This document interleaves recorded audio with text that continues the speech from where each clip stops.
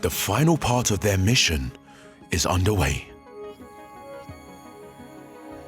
Peter flies his drone towards the crater and starts to circle the danger zone. Okay, you're quite close quite there. close. So you're well within the ballistic zone there. Definitely. Okay. Now, all the team can do is wait. Go on, blow, man, blow. And hope they are in the right place at the right time.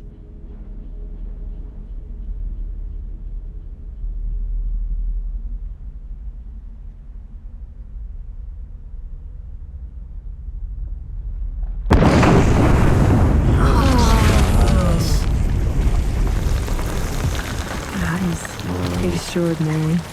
Wow. Just as they had hoped, Fuego's crater ruptures.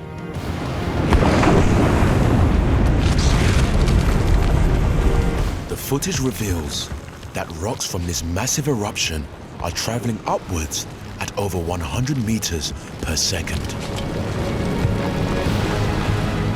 That's lovely. Isn't it? This blast has the same force as 10 tons of high explosives being detonated, and is by far the biggest eruption the team has witnessed.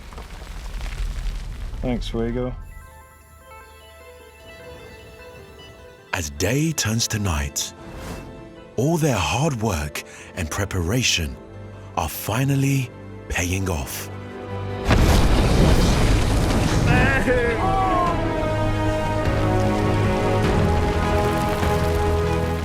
Get out. Really good.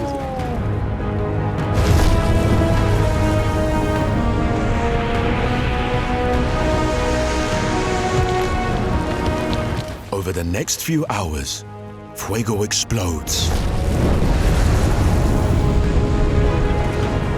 Not once, but again and again.